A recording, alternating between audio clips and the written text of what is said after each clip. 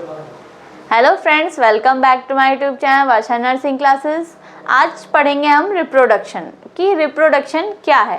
तो रिप्रोडक्शन क्या है? Reproduction is a process in which two different sex gametes are fused together and form zygote.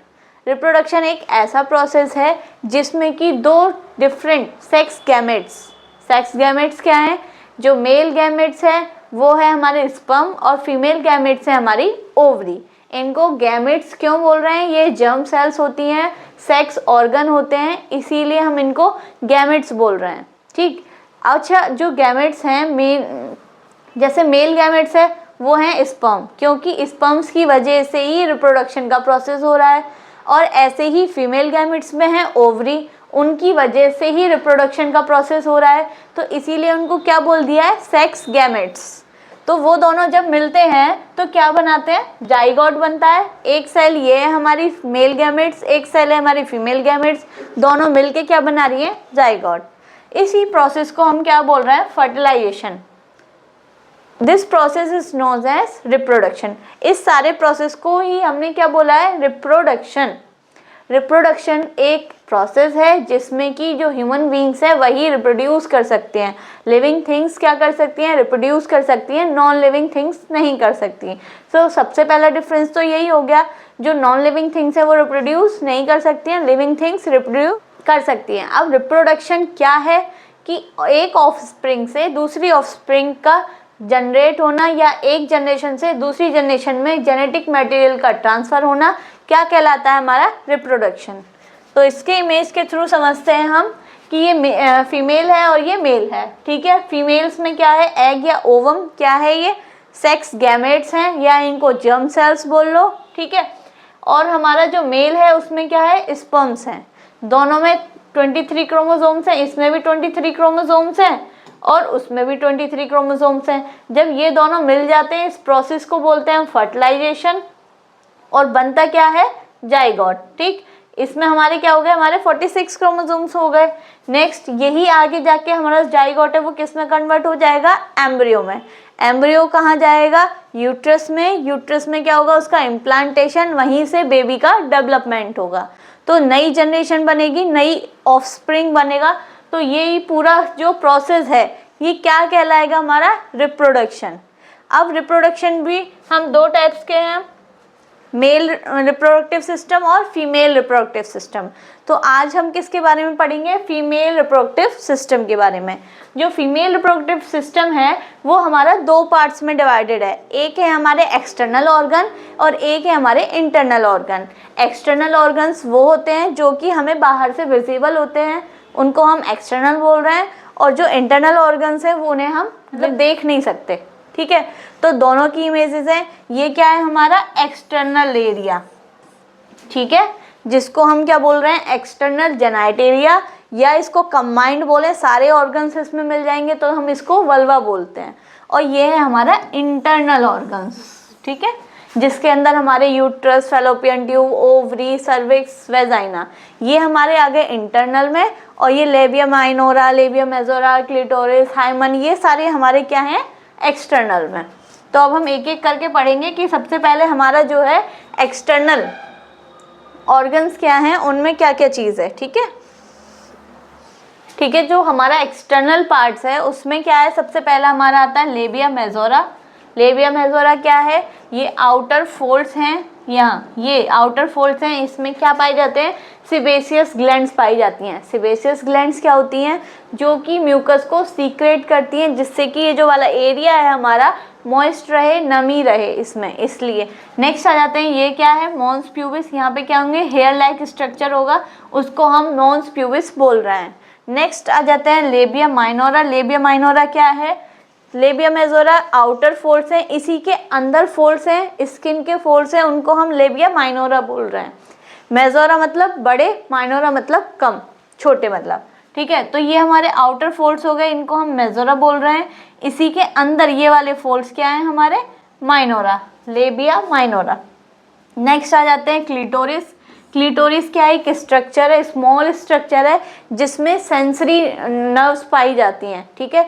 जो कि जो सेक्स हार्मोन्स हैं उनको प्रोडक्शन कराने में हेल्प करती हैं। इसी के अंदर हमारी एक हाइमन पाई जाती है, हाइमन की लेयर होती है पतली, ठीक है। ये हमारा एनस वाला पार्ट है, ये हमारा पेरिनियम है, ये वेजाइनल ओपनिंग है, ये यूरेथ्रा है। ये हम इंटरनल ऑर्गन्स में पढ़ेंगे। तो सबसे पहले हम पढ़ते हैं लेबिया मेजोरा के बारे में। क्या है? It is a two outer folded structure, दो हैं, दोनों तरफ क्या है, बाहर की तरफ है, फोल्डेड स्ट्रक्चर है। It is made up of high number of sebaceous gland. किससे मिलकर बनी है? बहुत सारी सिबेशियस ग्लैंड से मिलकर बनी है। सिबेशियस ग्लैंड क्या करती है? म्यूकस को सीक्रेट करती है, जिससे कि जो एरिया है वो मॉइस्ट रहे। नेक्स्ट आ जाते हैं labia minora. It is also two folded structure, ये भी दो फोल्ड से बना हुआ है, लेकिन किसके बीच में प्रेजेंट है? लेबिया मेजोरा के बीच में प्रेजेंट है। तो सबसे पहले आ गया हमारा लेबिया मेजोरा, फिर उसके अंदर है लेबिया माइनोरा, ठीक। नेक्स्ट आ जाते हैं, इसमें भी क्या है? ऑल्सो कंटेन सिबेशियस ग्लैंड, इसके अंदर भी सिबेशियस ग्लैंड ही प्रेजेंट रहती हैं। तो दोनों में सिबेशियस ग्लैंड प्रेजेंट है। तो क्यों प्रेजेंट है? जिससे कि ये जो एरिया है वो मॉइस्ट रहे, ड्राई ना रहे, ठीक। नेक्स्ट आ जाते हैं क्लिटोरिस। क्लिटोरिस क्या है? एक स्मॉल स्ट्रक्चर है which is present outer surface of the vagina, vagina के बाहरी सरफेस पर है। क्लियर आपको दिख रहा है? ये क्या है हमारा क्लिटोरिस, ठीक। It has many nerves which produce signal for production of sex hormones. इसमें बहुत सारी सेंसरी नर्व्स पाई जाती हैं जो क्या करती हैं? सिग्नल प्रोवाइड कराती हैं, हमारे ब्रेन को मैसेज पहुंचाती हैं कि अब यहाँ पर सेक्स हार्मोन्स प्रोडक्शन स्टार्ट कर दो, ठीक है। तो वो सिग्नल देती हैं हमारे ब्रेन को। नेक्स्ट आ जाते हैं हाइमन। हाइमन क्या है? हाइमन क्या है? हमारी एक थिन लेयर है, किसकी बनी होती है? म्यूकस मेम्ब्रेन की बनी होती है। That partially occludes the opening of vagina, it allow the passage of menstrual flow, ठीक है। जैसे कि हमें पता है ये क्या है? हमारी वेजाइनल ओपनिंग है, इसके अंदर एक थिन मेम्ब्रेन होती है, एक परत होती है पतली सी, ठीक। पहले लोगों का क्या मिथ था कि ये मेम्ब्रेन, ये जो भी हाइमन है, ये लेयर अगर टूट जाती है या किसी भी वजह से रप्चर हो जाती है तो वो जो फीमेल है वो वर्जिन नहीं होती है। पहले ये लोगों की मिथ थी, लेकिन ऐसा नहीं है, ये गलत मिथ है। इसमें ये जो हाइमन है ये सिर्फ एक लेयर है, पतली है, इससे वर्जिनिटी का पता नहीं कर सकते, इससे हम चेक नहीं कर सकते, ठीक है। ये कोई भी काम, भारी सामान उठाने से, साइकिलिंग करने से ये रप्चर हो सकती है। ये सब चीज़ें हमें नहीं सोचनी चाहिए कि वर्जिनिटी का भाई एक साइन है, इससे कुछ होता है, ऐसा कुछ भी नहीं है। सिर्फ ये है एक लेयर है जो कि आधी खुली हुई होती है, वेजाइना से यहाँ से मेंस्ट्रुअल फ्लो होता है। अगर ये रप्चर हो जाती है तो वो किसी भी रीज़न से हो सकती है, ठीक। ये हमने पढ़ लिया इसके एक्सटर्नल पार्ट्स के बारे में। अब आ जाते हैं हम इसके इंटरनल ऑर्गन्स के बारे में। तो इंटरनल ऑर्गन्स में सबसे पहला पार्ट है हमारा वेजाइना, ठीक। ये जो है क्या है? वेजाइना। स्टार्टिंग जहाँ से होती है वो वेजाइना है। वेजाइना में ही यहाँ पे पेनिस एंटर होता है, उसके थ्रू सेक्स होता है, ठीक। अब पढ़ते हैं नेक्स्ट। वेजाइना क्या है? Vagina is a fibromuscular tube. कैसा है? एक ट्यूब लाइक स्ट्रक्चर है, फाइब्रोमस्कुलर है, फाइबर से मिलकर बना है, which is lined by stratified squamous epithelial tissue. किसकी लाइनिंग से? टिश्यू वाला आपने टॉपिक पढ़ा हो तो आपको पता होगा, ठीक है। ये क्या है? स्ट्रेटिफाइड है, स्ट्रेचेबल है, इसमें क्या है? इलास्टिक टिश्यू है जो कि वो खिंच सकता है, उसकी लंबाई बड़ी छोटी हो सकती है, ठीक। नेक्स्ट आते हैं, it runs obliquely upward and backward. ये पीछे की तरफ, ऊपर की तरफ भी होती है और बैकवर्ड तरफ भी होती है। कितना एंगल बनाती है? 45 एंगल बनाती है। किस किस के बीच में एंगल बनाती है? ब्लैडर के और रेक्टम एंड एनस के, ठीक है। अब इसमें क्या है? देखिए, ये फ्रंट एरिया है और ये बैक एरिया है। ये वाला पार्ट क्या है हमारा? वेजाइना। तो इसके आगे फ्रंट में क्या है? यूरिनरी ब्लैडर है, और इसके बैक में क्या है? रेक्टम और एनस वाला पार्ट है। तो वही बोल रहा है, ये अपवर्ड और बैकवर्ड की तरफ है, इसके आगे की तरफ ब्लैडर है और पीछे की तरफ रेक्टम और एनस है, ठीक है। ये जो इसकी ये है लंबाई और ये, ठीक। वेजाइना का क्या फंक्शन है भाई? वेजाइना में क्या होता है कि स्पर्म्स रिसीव किए जाते हैं, ठीक है। जो पेनिस है वो एंटर होता है और स्पर्म्स को रिसीव किया जाता है। नेक्स्ट आ जाते हैं, वेजाइना के बाद आ जाता है हमारा यूट्रस। यूट्रस क्या है? ये वाला एरिया हमारा बच्चादानी, उसी को हम यूट्रस बोल रहे हैं। यूट्रस क्या है? Uterus is a hollow pear shaped organ.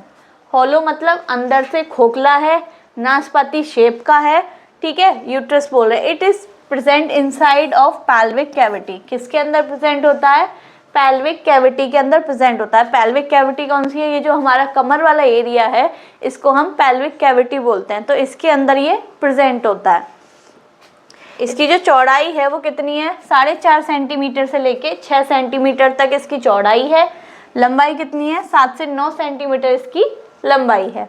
अब आ जाते हैं इसका वेट कितना होता है? 30 से 40 ग्राम इसका वेट होता है। लेकिन जब प्रेग्नेंट होती है तो इसका वेट ज़्यादा हो जाता है, 1000 ग्राम तक पहुंच जाता है। लेकिन नॉर्मल फीमेल्स में कितना है? 30 से 40 ग्राम। अब इसकी हम आ जाते हैं पार्ट्स के बारे में। ठीक, तो इसके 3 पार्ट्स होते हैं। सबसे पहला पार्ट है हमारा फंडस, सेकेंड पार्ट है हमारा बॉडी और लास्ट पार्ट है हमारा सर्विक्स। तो फंडस क्या है? Fundus is the upper most part of the uterus. Uterus का सबसे ऊपरी और बाहर वाला पार्ट है। Which is found in dome shaped. कैसी शेप में है? डोम शेप्ड में, मतलब कि क्या है? गुम्मद के आकार का है। ये जो फंडस है हमारा कैसा है? गुम्मद के आकार का है। This part is connected with the fallopian tube. ये जो पार्ट है इसका किससे कनेक्टेड है? फैलोपियन ट्यूब से। ये जो आप अगली इमेज में देखेंगे कि ये कहाँ से कनेक्टेड है? फैलोपियन ट्यूब से कनेक्टेड है, यहाँ से। ठीक, अब आ जाते हैं सेकेंड पार्ट हमारा क्या है? बॉडी। बॉडी क्या है? Middle part of the uterus. जो यूट्रस है उसका बीच वाले पोर्शन को हम क्या बोल रहे हैं? बॉडी। जो कि क्या है? Upper parts attached with the fundus. जो ऊपर की तरफ से किससे अटैच्ड है? फंडस से। ये वाला बीच वाला पोर्शन हमारा क्या है? बॉडी। ऊपर से कहाँ से अटैच्ड है? फंडस से। और नीचे से किससे अटैच्ड है? ये सर्विक्स से अटैच्ड है। तो वही लिखा है, and lower part attached with cervix.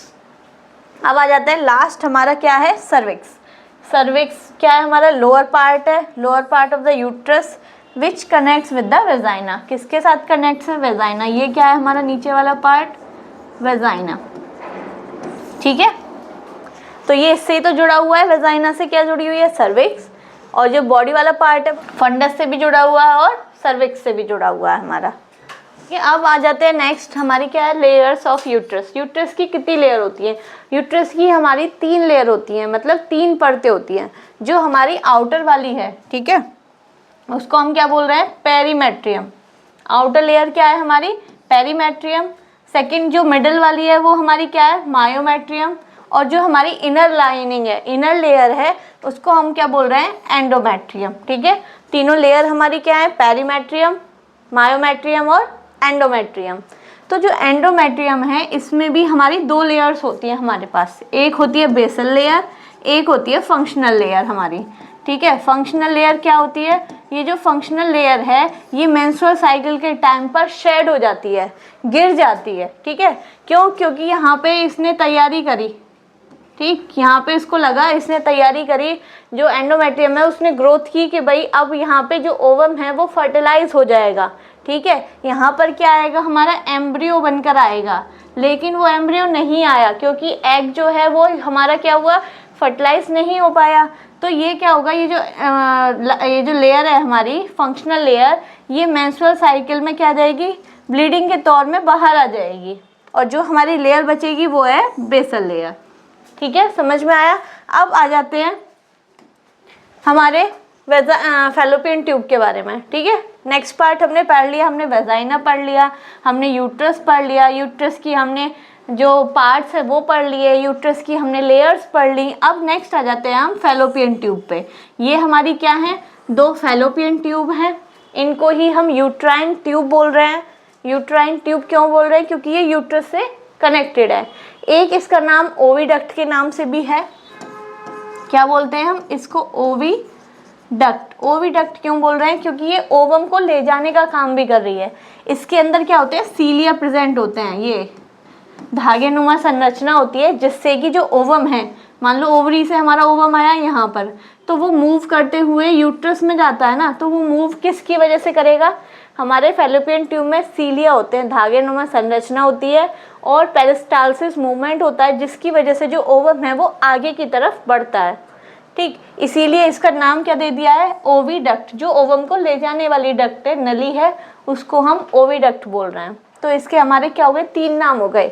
एक हो गया फैलोपियन ट्यूब, एक हो गया यूट्राइन ट्यूब, एक हो गया हमारा ओविडक्ट। किसी भी नाम से हम इसको बोल सकते हैं। कितनी लंबी होती है? 10 सेंटीमीटर लंबाई होती है इसकी। अब ये बोल रहा है the end of the each tube has a finger like projection called fimbriae. अब ये बोल रहा है जो भी हमारी फेलोपियन ट्यूब है, एंडिंग यहाँ हुई, स्टार्टिंग कहाँ से हुई है, हमारे यूट्रस के दोनों साइड से, ठीक है, यहाँ से स्टार्ट होके एंड हमारी यहाँ पे हो रही है।